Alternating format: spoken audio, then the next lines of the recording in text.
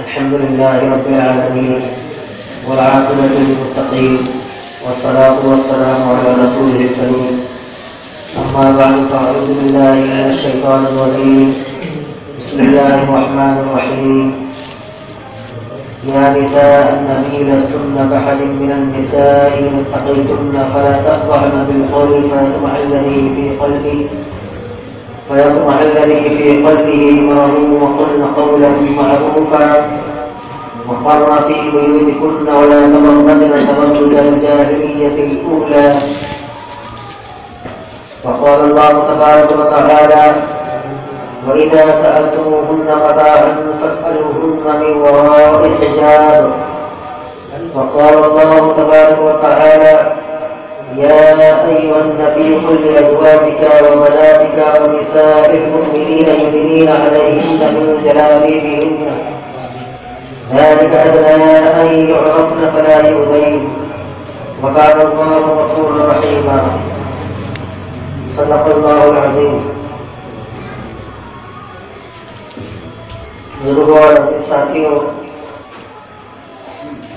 अल्लाह तबारक व तआला ने हमको मुसलमान बनाया और मुसलमान बनने के लिए हमें किसी ने मजबूर नहीं किया।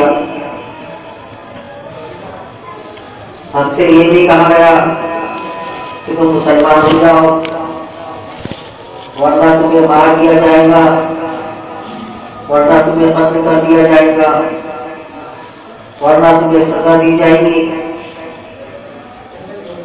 इस तरीके का कोई काम किए बगैर हमने अपनी मर्जी से इस्लाम को कबूल किया है। इस्लाम के दुश्मनों का जो प्रोपेगेंडा है इस्लाम के खिलाफ, उस प्रोपेगेंडा में ये भी है कि इस्लाम को नऊज़ुबिल्लाह सुम्मा नऊज़ुबिल्लाह तलवार के जोर पर फैलाया गया है। इस्लाम तलवार के जोर पर नहीं फैला और ना मुसलमान को इस्लाम लाने के लिए मजबूर किया गया। हमने अपनी मर्जी से इस्लाम को कबूल किया है।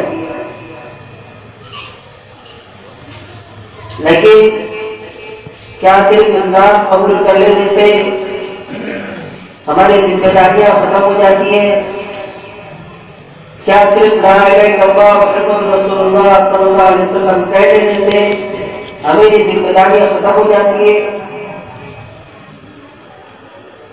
अगर सिर्फ ला इलाहा इल्लल्लाह मुहम्मद रसूलुल्लाह सल्लल्लाहु अलैहि वसल्लम कह देने से इंसान सारी जिम्मेदारियों से सुदोष हो जाता, उसको और कोई काम न करना होगा, तो फिर जिस वक्त रसूल करीम सल्लल्लाहु अलैहि वसल्लम ने ला इलाहा इल्लल्लाह की दावत को पेश किया था तो सारे लोग उस दावत को कबूल कर लेते।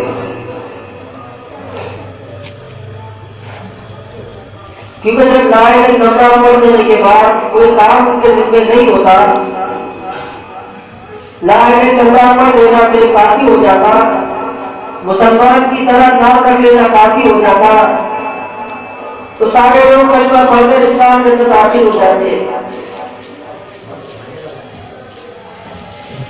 वो लोग इस्लाम में दाखिल होने से रोक रहे थे, इस्लाम में दाखिल होने वालों को मार रहे थे। उसकी वजह थी वो जानते थे कि इस्लाम लाने के बाद ला इलाहा इल्लल्लाह मुहम्मद रसूलुल्लाह सल्लल्लाहु अलैहि वसल्लम पढ़ देने के बाद इनके ऊपर जो जिम्मेदारियां दी जा रही है, जो काम इनके जिम्मे किया जा रहा है, वो काम अगर ये कर लेंगे तो फिर हमारे आबा और अजदाद जिस तरीके से जिंदगी गुजारा करते थे वो जिंदगियों का खात्मा हो जाएगा। हमारे आबा और अजदाद के दरमियान में जो मामलात थे वो मामलात खत्म हो जाएंगे। उन्होंने जिस तरीके से हमें आजादाना जिंदगी दी कर गए हैं वो आजादाना जिंदगी खत्म हो जाएगी। ला इलाहा अहकाम के मुताबिक जिंदगी गुजारना, नबी करीम सल्लल्लाहु अलैहि वसल्लम के तरीके के मुताबिक जिंदगी गुजारना है, वो ये बात अच्छी तरीके से समझा करते थे। तो मुसलमान होने का मतलब सिर्फ ये नहीं है कि हम कलमा पढ़ लिए, हमारी सारी जिम्मेदारियां खत्म हो गई। मुसलमान होने का मतलब ये है कि मुसलमान शिर्क नहीं करेगा, अल्लाह की जात में, अल्लाह की सिफात में किसी को शरीक नहीं करेगा। मुसलमान होने का मतलब ये है कि मुसलमान पर जोड़कर नमाजों का एहतमाम करेगा, नमाजों को नहीं छोड़ेगा। मुसलमान होने का मतलब ये है कि मुसलमान होने के बाद वो झूठ नहीं बोलेगा। मुसलमान होने का मतलब ये है कि वो किसी को दगा नहीं देगा। मुसलमान होने का मतलब ये है कभी फरेब नहीं करेगा, धोखे से तिजारत नहीं करेगा, धोखे से नफा नहीं कमाएगा, पड़ोसियों को तकलीफ नहीं पहुंचाएगा, सारी जिंदगी अल्लाह के अहकाम के मुताबिक नबी करीम सल्लल्लाहु अलैहि वसल्लम के तरीके के मुताबिक गुजारेगा। ये मुसलमान होने का मतलब है। आज हमारे उलमा इकराम, हमारे अकादमी जलसों के जरिए से, वहाँ तकलीफ के जरिए से, दावत और तबलीग के बाद के जरिए से हम तक ये बात बार बार पहुंचा रहे हैं कि अल्लाह के अहकाम के मुताबिक जिंदगी गुजारना है, नबी के तरीके के मुताबिक जिंदगी गुजारना है। लेकिन हमारे ऊपर दुनिया की जिंदगी, दुनिया की ऐश और इशरत इतने गालिब आ चुके हैं कि हम इस तरीके से बातें समझाने वाले को दकियानुसी कर देते हैं, अदालत पसंदी का बाड़ा देते हैं। कोई तो ये कहता है कि क्या अल्लाह तबारक सारा दीन अल्लाह तबारक व तआला के इसी हुक्म पर मौजूद है, क्या अल्लाह तबारक व तआला का सारा दीन सिर्फ इसी बात पर है कि इस काम को अंजाम दिया जाए। अल्लाह तबारक व तआला ने क्या मुसलमान होने के बाद हमारे ऊपर ये सारी चीजें जरूरी रखी है? क्या अल्लाह के सारे अहकाम को अपनाना जरूरी है? इस तरीके की बातें की जाती है। तो अल्लाह के अहकाम को हमने अपने ऐश व इशरत के चक्कर में, नफ्स की ख्वाहिशात के चक्कर में बिल्कुल भुला दिया है। जैसे अगर किसी से कहा जाए कि भाई अपनी वस्तुआत को पर्दा कराओ, पर्दा फर्ज है और हमको होगा अपने हिजाब में रहना कि सारा जिस्म ढका रहे, ये फर्ज है।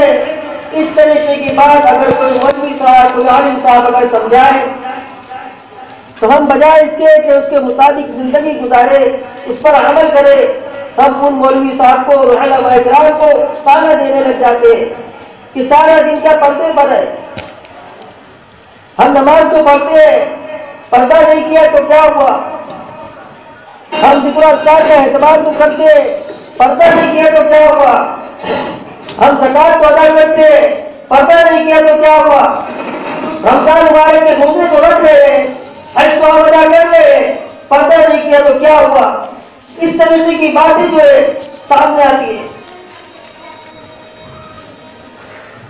और बहुत से लोग अपने आप को ये कहकर मुतमईन हो जाते हैं कि हम अल्लाह तबारक व तआला के दीगर अहकामात को अपना रहे हैं, आगे अगर अल्लाह तौफीक देगा तो हम पर्दा भी करवाएंगे। तौफीक किस चीज का काम है? तौफीक किसे कहते हैं? तौफीक कहते हैं किसी काम के लिए, नेक काम के लिए असबाब का मुहैया हो जाना। असबाब का मुहैया हो जाने का नाम तौफीक है। पर्दे की बात की जाए, दिन का तब्दील जरिए हमारे उलमा अगर पर्दे की बात करें तो हमारे से ये बात निकलती है, हमारी जबान से ये बात निकलती है कि अल्लाह तबारक व तआला तौफीक देगा तो हम अपनी औरतों से, अपनी बहनों से, अपनी बेटियों से पर्दा कराएंगे। आप दुआ करेंगे कि अल्लाह तबारक व तआला हमको इसकी तौफीक दे दे। तो भाई तौफीक किस चीज का नाम है? तौफीक नाम है किसी नेक काम के लिए असबाब का मुहैया हो जाना। अल्लाह तबारक व तआला ने हमारे कुछ असबाब दिए हैं जिस नए कामों के लिए जिन असबाब की जरूरत पड़ती है वो असबाब हमारे पास मौजूद है तो हमारे को तौफीक मौजूद है। अल्लाह तबारक व तआला ने दो हाथ दिए, दो पैर दिए, पैरों से चलकर मस्जिद की तरफ जा सकता है, नमाज पढ़ सकता है।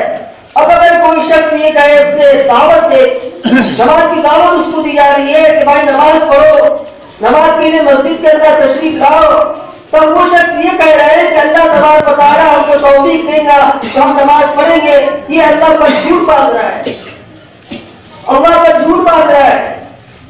अल्लाह तबारक व तआला ने उसको तो नमाज की तौफीक दे रखी है, उसके हाथ पैर सलामत है, चलकर मस्जिद पढ़ सकता है, तो तौफीक तो उसको मुयस्सर है। किंतु ये कहता है कि अल्लाह तबारक व तआला मुझे तौफीक देगा तो हम नमाज पढ़ने के लिए मस्जिद आएंगे, ये अल्लाह पर झूठ बांधता है।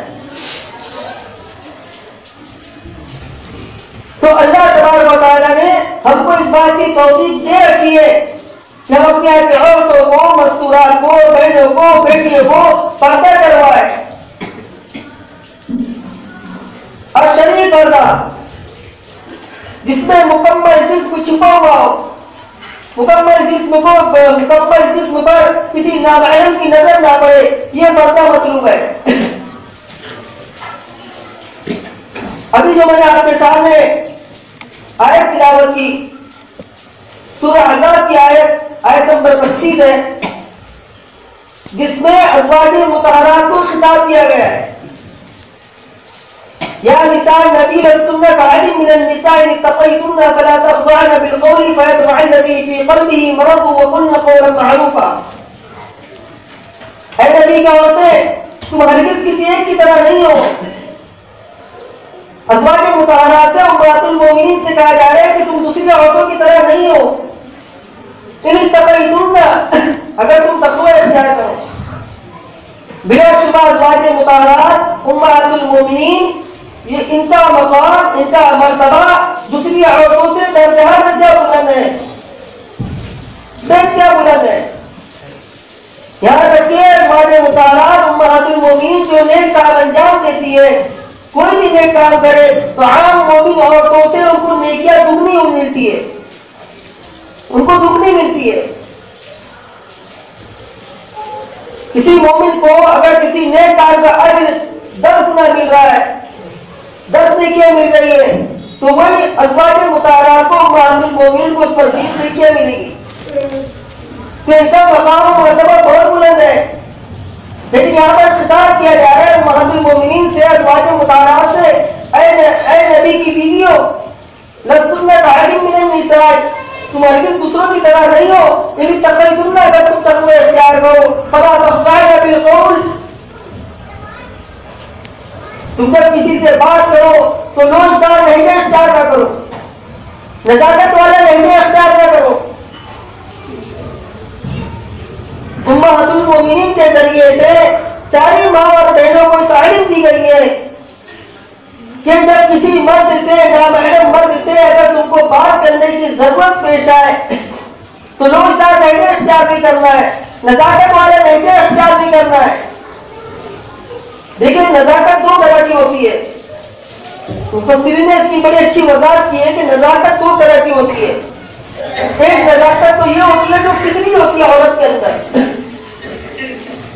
अल्लाह तबारक व तआला ने फितरी तौर पर औरत के अंदर नज़ाकत रखी है, उसके बातों के अंदाज में भी नज़ाकत होती है।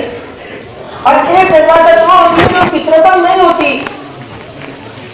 बल्कि औरत जानबूझ के नज़ाकत के साथ बात करे, एक नज़ाकत वो होती है। तो जाहिर बात है उम्महातुल मोमिनीन, अज़वाजे मुतहरात ये इस किस्म की नज़ाकत करने वालों में से नहीं थी कि जानबूझकर किसी से नज़ाकत के साथ बात कर रही हो। इनकी नज़ाकत फितरी नज़ाकत थी, तो कुरान ने उसके लिए भी इनको मना कर दिया कि तुम्हारे अंदर जो फितरी नज़ाकत है, तो तकल्लुफ के साथ थोड़ी अपनी तकलीफ, अपने आप को तकलीफ देते हुए उसको भी दबा दिया करो, उस फितरी नज़ाकत को भी दबा कर तुम बात किया करो, सख्त लहजे में बात किया करो।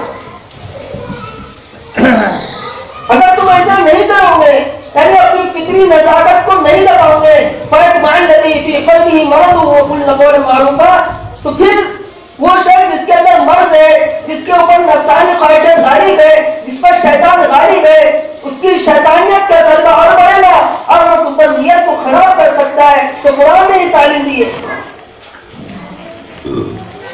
तो उम्महातुल मोमिनीन के जरिए से सारे माँ और बहनों को तालीम दी जा रही है कि अव्वलन तो नामहरम मर्द से बात नहीं करनी है, लेकिन अगर जरूरत पड़ जाए तो ऐसी बात करनी है, सख्त अंदाज में बात करना है कि उससे किसी की नियत में फुतूर ना पैदा हो जिन लोगों के अंदर मर्ज है। इतना साफ और वाज़ेह तौर पर अल्लाह तबारक व तआला की जानिब से औरत को पर्दे में रखने का हुक्म दिया जा रहा है। अब इसके बावजूद भी अगर कोई शख्स पर्दे जैसे हुक्म को एक मामूली काम समझकर नजरअंदाज कर दे और उसको इख्तियार करने के लिए बहाना ढूंढे, तो मैं समझता हूँ ये इससे बड़ी बुराई और कुछ नहीं हो सकती। आज हम नमाज को फर्ज़ ऐन समझ रहे हैं, रमजान मुबारक के रोजे को फर्ज़ ऐन समझ रहे हैं, ज़कात देने को फर्ज़ ऐन समझ रहे हैं, लेकिन उम्मत का बहुत बड़ा तबका ये बेपर्दगी के साथ जिंदगी गुजार रहा है।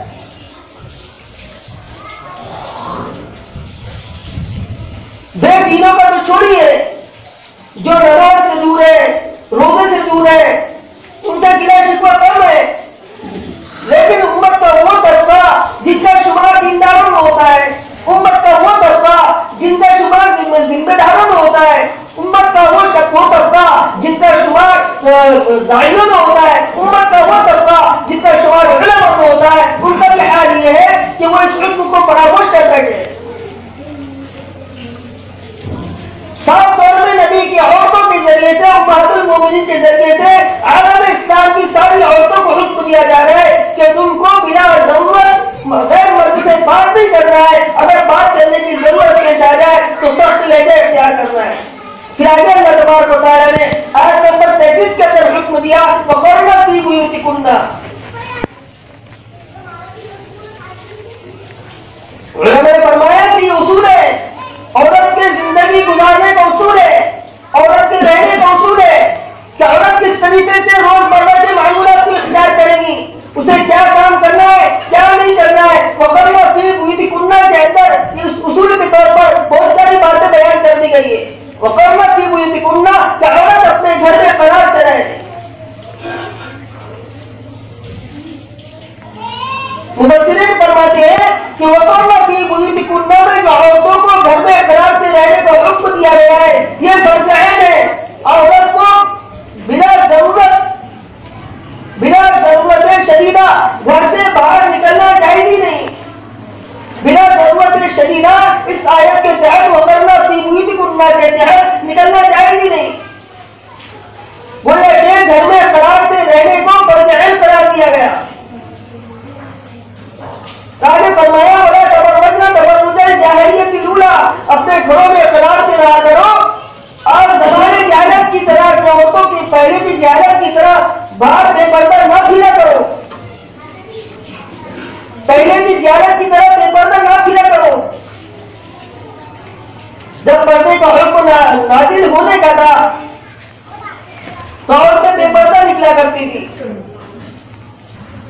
फहाशत का गलबा हो न हो, किसी भी तरीके से ज़माने जाहिलियत की तरह जो बेपर्दगी हुआ करती थी वैसे फिरने के लिए मना कर दिया गया। और सिर्फ ये एक आयत नहीं, बेशुमार आयतें हैं जो पर्दे के ऊपर नाज़िल की गई है।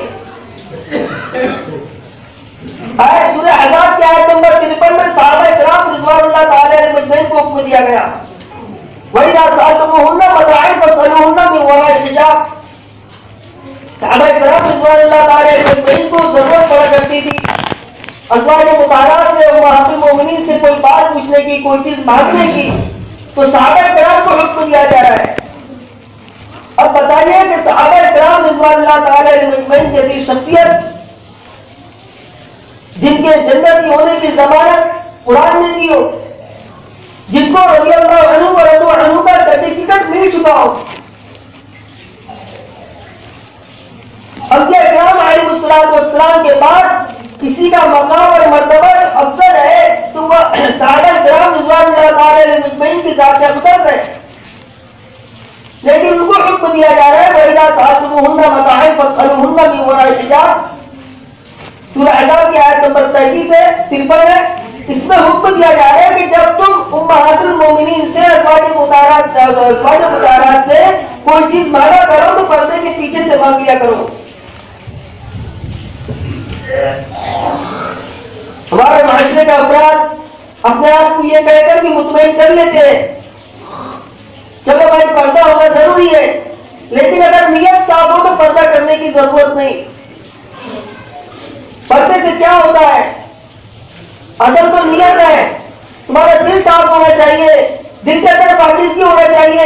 तो जरा बताएं सहाबा किराम रिज़वानुल्लाह ताला अलैहिम से ज्यादा दिल साफ किसका था? सहाबा किराम रिज़वानुल्लाह ताला अलैहिम से ज्यादा किसका तज़किया हुआ था? जिन सहाबा का तज़किया करने वाली जात नबी करीम सल्लल्लाहु अलैहि वसल्लम हो, उनके तज़किये का क्या कहना, उनकी सफाई सुथराई का क्या कहना?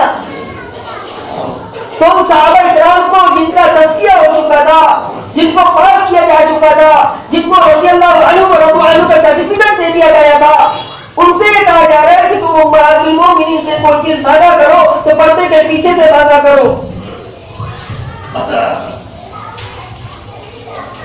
यह उन लोगों के लिए बहुत बड़ा सबक है, बहुत बड़ी इबरत है, जिनसे पर्दे का हुक्म दिया जाए, पर्दे का कहा जाए तो कहते हैं कि भाई नियत साफ होना चाहिए।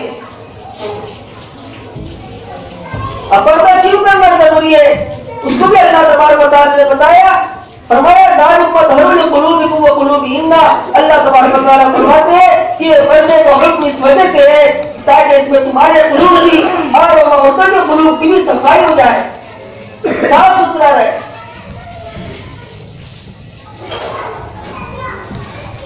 अब बहुत से लोग पर्दे के तो कायल होते हैं कि पर्दा करना चाहिए, लेकिन पर्दे के लिए नकाब का पहनना जरूरी नहीं है, लंबी चादरें डालना जरूरी नहीं है। कोई कहता है कि भाई चेहरे का पर्दा जरूरी नहीं है। तरह तरह की बातें सामने आते रहती है, तो वो शक व शुबा भी दूर कर दिया देता हूं कि चेहरे का पर्दा, सारे जिस्म का पर्दा औरत को करना लाजिम है। चेहरा समेत सारे जिस्म का पर्दा औरत को लाजिम है। चेहरा अगरचे सदर के अंदर दाखिल नहीं है, लेकिन पर्दे के अंदर दाखिल है। सूरह अहज़ाब की आयत नंबर 59 के अंदर अल्लाह तबारक व तआला ने जो औरतों को चादर डालने का हुक्म दिया है, तमाम मुफस्सिरीन का उस पर इत्तिफाक है कि इस आयत से चेहरे का पर्दा साबित होता है। या अय्युहन नबी कुल ली अज़वाजिका व बनातिका व निसाइल मुमिनीना युदनीना अलैहिन्ना मिन जलाबिबिहिन्ना। ऐ नबी कह दीजिए अपनी औरतों से, अपनी बेटियों से और मोमिन औरतों से कि वो अपने युदनीना अलैहिन्ना मिन जलाबिबिहिन्ना, कि वो अपने ऊपर चादर डाल लिया करे। अगर चेहरे का पर्दा नहीं है तो फिर औरतों को चादर डालने का हुक्म क्यों दिया जा रहा है? फुक़हा ने फरमाया कि चादर, ऊपर से चादर डालने का हुक्म चेहरे को ढकने के लिए दिया जा रहा है कि चेहरा भी ढक जाए। और दूसरी बात, वहीदा सालतुमुहुन्ना वतान वसलुन्ना मिन वराए हिजाब के अंदर सहाबा किराम को हुक्म दिया जाता है कि तुम पर्दे के पीछे से कोई चीज मांगा करो। अगर चेहरे का पर्दा नहीं होता तो सहाबा किराम को यह हुक्म खास तौर पर क्यों दिया जाता कि तुम पर्दे के पीछे से कोई चीज मांगा करो? तो मेरा अजीज़ दोस्तों, पर्दा दिगर फराइज की तरह एक अहम फरीज़ा है। आज उम्मत का बहुत बड़ा तबका इसको फरामोश कर चुका है, जिसकी वजह से बेहयाइयात जन्म ले रही है, फहाशत और रियायत जन्म ले रही है। मोमिन मर्दों और मोमिन औरतों को हुक्म दिया गया, कुल लिल मोमिनीना यग़ुद्दू मिन अब्सारिहिम व यहफ़ज़ू फ़ुरूजहम व कुल लिल मुमिनाति यग़ुद्दन मिन अब्सारिहिन्ना व यहफ़ज़न फ़ुरूजहन्ना। कि मोमिन मर्द अपनी निगाहों को नीचे रखे, मोमिन औरतें अपनी निगाहों को नीचे रखे। तो ये पर्दा करना नहायत जरूरी काम है, दिगर फराइज की तरह ये भी जरूरी अमर है। और आज बेपर्दगी और बेहयाई आने की वजह से जो फहाशत और मुयानियत आम हो रही है, उसका नजारा हम खुद कर रहे हैं। और इस पुरफितन दौर में, मोबाइल और इंटरनेट के दौर में ये चीज तो और ज्यादा जरूरी है। मगरिब से मुतासिर होकर, इस्लाम के दुश्मनों से मुतासिर होकर कि औरत को पर्दे में रखना कैद है, औरत को पर्दे में रखना उसकी आजादी छीनना है, उससे मुतासिर होकर इसको फरामोश मत करो। इसको फरामोश करेंगे तो बेहयाइयां पैदा होंगी, फहाशत दुनियावियत पैदा होगी, बच्चों के अंदर बेरामी पैदा होगी। वो लोग जिनके अंदर जिनके नफ्स में खबासत है, जिनके नफ्स में शैतानियत गालिब आ चुकी है, वो लोग हमारे माँ और बहनों के बेपर्दा होने का फायदा उठाएंगे। आज देखिए चौकों पर, बाजारों पर अल्हम्दुलिल्लाह रब्बिल आलमीन वल आक़िबतु लिल मुत्तक़ीन वस्सलातु वस्सलामु अला रसूलिल करीम। अम्मा बअद फ़अऊज़ु बिल्लाहि मिनश शैतानिर रजीम। बिस्मिल्लाहिर रहमानिर रहीम। या निसाअ अन्नबी लस्तुन्ना कअहदिन मिनन निसाइ इन इत्तक़ैतुन्ना फला तख़ज़अन बिल क़ौलि फयतमअ अल्लज़ी फ़ी क़ल्बिही मरदun वक़ुल्ना क़ौलन मअरूफ़ा वक़र्ना फ़ी बुयूतिकुन्ना वला तबररजन तबर्रुजल जाहिलिय्यतिल ऊला। वक़ाल अल्लाहु तबारक व तआला वइज़ा सअल्तुमूहुन्ना मताअन फ़स्अलूहुन्ना मिन वराइ हिजाब। वक़ाल अल्लाहु तबारक व तआला या अय्युहन नबी कुल लिअज़वाजिका व बनातिका व निसाइल मुमिनीना युदनीना अलैहिन्ना मिन जलाबिबिहिन्ना ज़ालिका अदना अन यु'रफ़्न फला यु'ज़ैन व कान अल्लाहु गफ़ूरन रहीमा। सदक़ल्लाहुल अज़ीम। बुजुर्गों और अज़ीज़ साथियों, अल्लाह तबारक व तआला ने हमको मुसलमान बनाया और मुसलमान बनने के लिए हमें किसी ने मजबूर नहीं किया। हमसे ये नहीं कहा गया कि तुम मुसलमान हो जाओ वरना तुम्हें मार दिया जाएगा, वरना तुम्हें कत्ल कर दिया जाएगा, वरना तुम्हें सजा दी जाएगी। इस तरीके का कोई काम किए बगैर हमने अपनी मर्जी से इस्लाम को कबूल किया।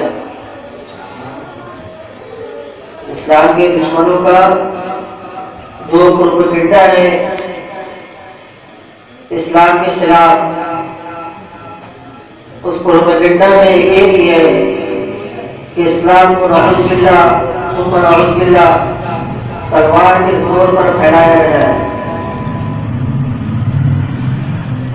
इस्लाम तलवार के जोर पर नहीं फैला और ना मुसलमान को इस्लाम लाने के लिए मजबूर किया गया।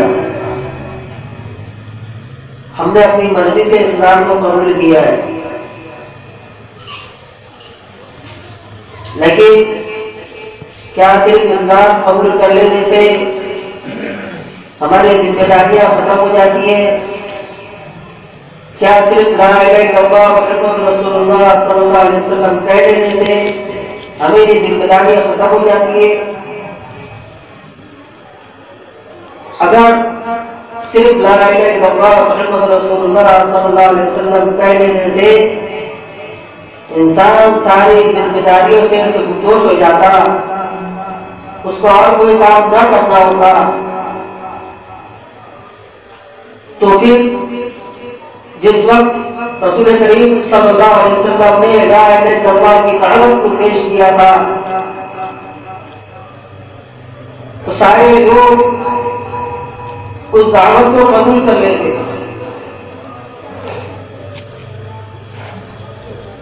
क्योंकि जब ला इलाहा इल्लल्लाह पढ़ देने के बाद कोई काम उनके जिम्मे नहीं होता, ला इलाहा इल्लल्लाह पढ़ देना से काफी हो जाता, मुसलमान की तरह नाम रख लेना काफी हो जाता, तो सारे लोग कलमा पढ़कर इस्लाम के अंदर दाखिल हो जाते। वो लोग इस्लाम में दाखिल होने से रोक रहे थे, इस्लाम में दाखिल होने वालों को मार रहे थे। उसकी वजह थी वो जानते थे कि इस्लाम लाने के बाद ला इलाहा इल्लल्लाह मुहम्मद रसूल